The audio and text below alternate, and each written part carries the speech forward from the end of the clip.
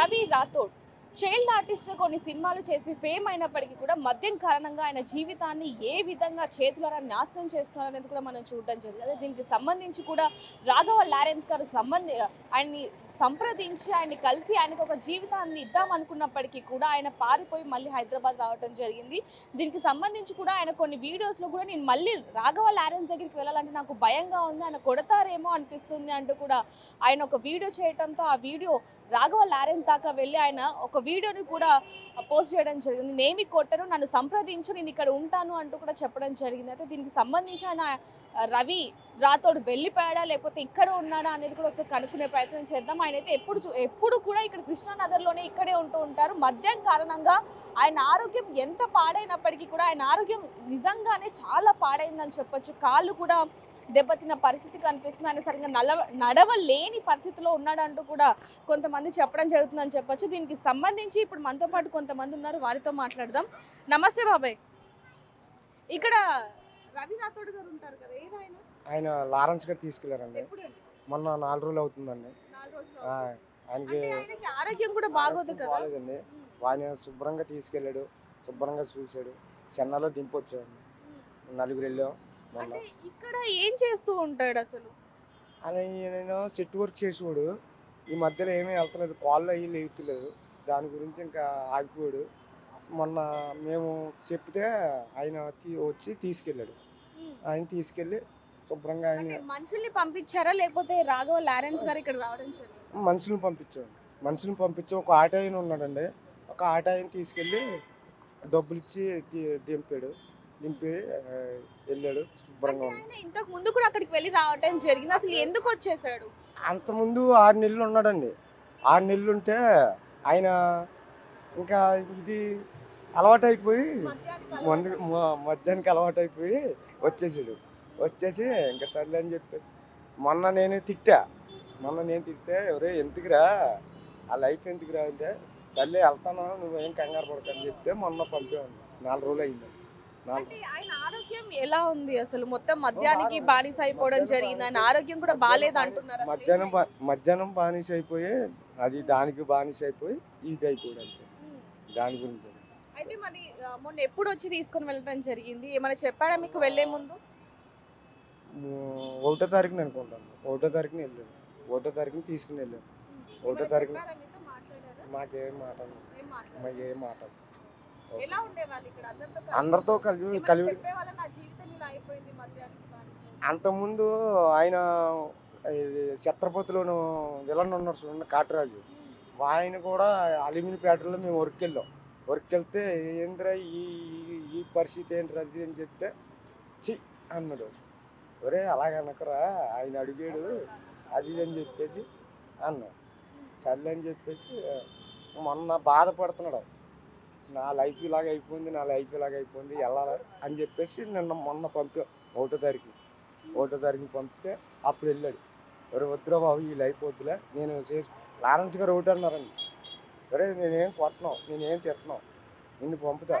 భయపడాల్సిన అవసరం అసలు ఎందుకు వచ్చింది? కొడతారని అసలు ఆయన ఎందుకు అనుకున్నారు? ఏమి లేదండి, ఇలా కొంచెం ఒక బ్యాచ్ ఉంది. ఆ బ్యాచ్ వల్ల కొంచెం ఇదైపోయాడు, చెడిపోయాడు అంతే తప్ప లేదనుకుంటా. మంచోడే లేదంటే మనిషి మంచోడే, కాకపోతే ఇలా వల్లనే చెడిపోయాడు అంతే. వాళ్ళ కుటుంబం లేదు కదండి, వాళ్ళ తల్లి చనిపోయింది. వాళ్ళ అమ్మమ్మ అంటే వాళ్ళ నానమ్మ అంటే చాలా ఇష్టం. వాళ్ళ నానమ్మ చేర్పించింది. అక్కడ ఇది ఉండేదండి, ఇది చిన్నపిల్లలకి జరిపేదానికి అది ఉండేది. వాళ్ళు అందులో చేర్పించారు. స్టూడియో ఉండేది. స్టూడియో ఉంటే అందులో నేర్పిస్తే అప్పుడు లారెన్స్ చూసి అప్పుడు ఆయన ఓసారి కూడా ఇక్కడికి వచ్చాడు, అన్నపూర్ణ స్టూడియోకి వచ్చాడు. కారు వేసుకుని వచ్చి అడిగితే సర్లే అని చెప్పేసి అప్పుడు కూడా ఒరే వెళ్ళరా అంటే వెళ్ళలేదండి. మాట్లాడే ఏముంది, మామూలుగా మాట్లాడేవాడు అంతే అండి. మామూలుగా మాట్లాడేది. ఆయన జీవితం అంటే ఇంకో వెళ్ళాడు కదండి, కొలుక్కి వచ్చింది. ఒకవేళ ఆయన చూస్తాడు కదా, ఆయన మంచి చేస్తాడు కదా, వికలాంగులకి అన్ని మంచి చేస్తాడు. అక్కడ ఉంటాడు అక్కడ ఇక్కడికి వస్తే మేము ఊరుకోండి, అక్కడికే పంపించేస్తాం. థ్యాంక్స్. చూడొచ్చు రాఘవ లారెన్స్ గారు మాత్రం ఆయనకు మళ్ళీ ఇంకొక జీవితాన్ని ఇంకో ఛాన్స్ ఇస్తాను అంటూ కూడా తీసుకుని వెళ్ళడం జరిగింది. ముఖ్యంగా ఆయన స్నేహితులు కూడా ఆయన కోసం వెతుకుతున్న పరిస్థితి అని చెప్పొచ్చు. ఇప్పుడు మనతో పాటు కూడా రవి రాథోడ్ గారి స్నేహితులు అయితే మనతో పాటు ఉన్నారు. ఆయన్ని వెతుక్కుంటూ అయితే ఇక్కడికి రావడం జరిగింది. సో వాళ్ళతో కూడా మాట్లాడే ప్రయత్నం చేద్దాం. నమస్తే అండి. నమస్తే మేడం. ఎప్పటి నుంచి తెలుసు మీకు రవి రాథోడ్? నాకు ఒక 6-7 మంత్స్ నుండి తెలుసు మేడం. మంత్స్ 7 మంత్స్ నుండి తెలుసు. కాకపోతే ఏంటంటే నాకు అతను షేర్ చేయడం వల్ల, ఆయన ప్రాబ్లమ్స్ అన్ని షేర్ చేయడం వల్ల ఆయనకు సపోర్ట్ చేద్దాం అనుకున్నాను. నేను సపోర్ట్ చేద్దాం అనే సిచ్యువేషన్లో మొబైల్ తీసుకుందాం పా అని చెప్పేసి, నీకు అసలు నీ ప్రాబ్లం ఏంది, అసలు నువ్వు ఎందుకు అట్లా అవుతున్నావు, నీకు అంత టాలెంట్ ఉంది కదా, మంచి మంచి సినిమాలు చేసావు అని చెప్పేసి అంటే నా ప్రాబ్లం గురించి అడిగిండు ఆయన. నా ప్రాబ్లం గురించి అడిగి, నువ్వు మరి ఇన్ని సినిమాలు చేసావు కదా, మన పరిస్థితి కూడా అంతే, ఎంత న్యాయంగా ఉన్నా కూడా మనకు వర్కౌట్ కాదు అని చెప్పేసి నాకు కూడా పాజిటివ్గా చెప్పడము, నేను కూడా ఆయన్ని సపోర్ట్ చేయడం అనే ఆలోచనలో నేనున్నా. ఆ సిచ్యువేషన్లో ఏంటంటే మళ్ళీ ఫోన్ చేస్తా అని చెప్పేసి అన్నాడు. నా నెంబర్ నేను రాసి ఇచ్చా చిట్టి మీద, మళ్ళీ ఫోన్ చేస్తా అని చెప్పేసి ఫోన్ చేయలేదు. ఇక అప్పటి నుంచి నేను ట్రై చేస్తూనే ఉన్నా. ఇంకా అప్పటి నుంచి నేను వెతకడము, ఎక్కడ ఉన్నాడు ఏంటి అనేది చూడడము, రోజుకు ఒక 2-3 సార్లు అలా చూసుకుంటూ అక్కడ ఉంటాడా, లేదంటే వైన్ షాప్ దగ్గర ఉంటాడా, లేదంటే ఇక్కడ ఉంటాడా అనేది నేను అందరితో మాట్లాడుకుంటూ, ఎక్కడ ఉన్నారు అడ్రస్ ఇవ్వండి, ఇక్కడ కనిపిస్తే చెప్పండి అనే ఇంటెన్షన్తో కూడా నేను అడిగాను. కానీ రెస్పాన్స్ చైల్డ్ ఆర్టిస్ట్ ఒక మంచి ఫ్యూచర్ ఉన్నప్పటికీ కూడా మరి ఆయన ఎందుకని మద్యానికి అలవాటు పడ్డారు బాగా? అంటే పర్సనల్ అనే విషయం చెప్పలేకపోతుండు. పర్సనల్ అనే విషయం అది ఎట్లా ఏంటి అనేది చెప్పలేకపోతుండు. కాకపోతే ఏంటంటే ఆయన ఇట్లా మానేయచ్చు కదా, ఎందుకు తాగుతున్నావు అట్లా అని చెప్పేసి నేను క్వశ్చన్ చేస్తే, ఏంది బ్రో నేను ఇన్ని చేసినా నాకేం ఫలితం లేదు, లాస్ట్ నా పరిస్థితి ఇది, నాకు అవకాశం లేదు ఇది. మరి అవకాశం లేనప్పుడు అట్లా అని చెప్పేసి అంటుండే ఆయన. అవకాశం లేదని చెప్పేసి ఇంటెన్షన్తో చెప్తుండు. అంటే ఇండస్ట్రీకి సంబంధించిన వాళ్ళు ఎవరు కూడా ఆయన పట్టించుకోవట్లేదా, లేకపోతే ఎందుకని ఆయన మరీ అంతగా డిప్రెషన్లోకి వెళ్ళి మద్యం అలవాటు చేసుకోవడం ఇదంతా? పట్టించుకునేవారు కానీ, కాకపోతే మనోడు వెళ్ళేవాడు కదండి, పట్టించుకునేవారు. అందరూ వచ్చేవారు, ఎవరు పడితే వాళ్ళు వచ్చేవారండి, ఎవరు పడితే వాళ్ళు వచ్చి పట్టించుకునేవారు. ఈసారి ఏంటంటే దీనికి అలవాటు అయిపోయి, ఇంకా ఇది అలవాటు అయిపోయి ఒక్క 4 ఉన్నారండి. ఆ 4 వాళ్ళని ఇచ్చేసారు అంతే. అవకాశాలు వచ్చినాయి కానీ రావట్లే. వెళ్తలేదు, వెళ్తలేదండి. వీడు వెళ్ళకపోతుంటే ఇంకా సర్లే ఇంక ఇదే టైప్ అనుకుని చెప్పేసి ఆల్రెడీ 3 సార్లు 4 సార్లు వచ్చాడండి ఆయన. 4 సార్లు వచ్చాడు, అడిగాడు. లారెన్స్ గారు వచ్చారు, వచ్చి అన్ని అడిగారు. ఒరే వచ్చారా, ఇక్కడికి వచ్చారండి, ఇక్కడికే మన అక్కడికి వచ్చారు. ఇక్కడికి వచ్చి ఆయనతో ఏం మాట్లాడారు? ఆయనతో మాట్లాడింది నేను వినలేదు కానండి. ఆయన అడిగాడు, ఒరే నేను ఏం చేయండిరా, నిన్ను శుభ్రంగా చూసుకుంటానురా. అంత బాగుండేవాడు అండి మనిషి, చాలా బాగుండేవాడు మనిషి. అడిగితే నేను రాను అని చెప్పేసి వెళ్ళిపోయాడు. ఇంకా చిరాకు వచ్చి ఇంకా ఆయన పట్టించుకుంటామా. ఈసారి ఏంటంటే మొన్న ఆటో ఆయన తిప్పితే, ఒరే వెళ్ళరా, వెళ్ళి శుభ్రంగా చేసుకో, శుభ్రంగా ఉండు, ఒరే నేనేం కొట్టను, నువ్వు రా, నువ్వు చెన్నై నీకు చేర్పిస్తా, నిన్ను శుభ్రంగా చూసుకుంటా అన్న, కొడుకులా చూసుకుంటాను రా అది దాన్ని.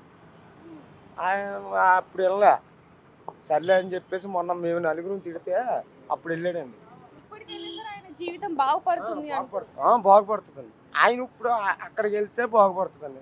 లారెన్స్ గారు అంటే మనకి తెలుసు కాబట్టి, ఆయన శుభ్రంగా చూసుకుంటాడు కాబట్టి శుభ్రంగా చేస్తాడు. వికలాంగుల కంటే ఏం చేస్తాడు ఆయన ఏంటంటే చల్లగా ఉండాలి.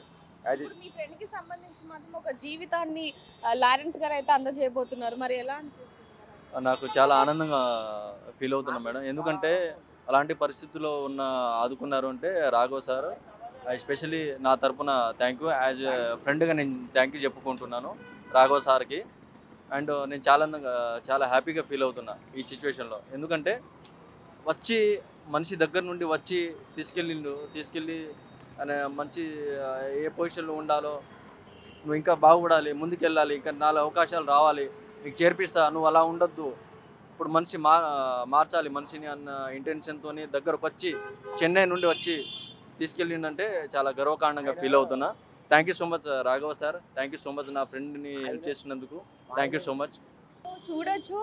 ఇంతకు ముందు కూడా అనేక సార్లు కూడా రవి రాథోడ్‌తో రాఘవ లారెన్స్ గారు మాట్లాడడం జరిగింది. ఎందుకంటే ఇక్కడే అన్నపూర్ణ స్టూడియోస్ ఉంది కాబట్టి ఇక్కడికి వచ్చిన క్రమంలో ఆయనతో కూడా మాట్లాడడం జరిగింది. అప్పుడు కూడా రమ్మంటే నాతో నువ్వు వస్తే నీకు మంచి ఫ్యూచర్ ఉంటుంది, కన్న కొడుకులాగా చూసుకుంటాను అన్న కూడా రాథోడ్ మాత్రం వెళ్లకుండా ఇక్కడ మద్యానికి అలవాటు పడ్డ పరిస్థితి అయితే ఉందని చెప్పొచ్చు. ఇప్పటికైనా ఆయన జీవితం ఒక కొలుక్కు వస్తుందనే మనం అనుకుందాం.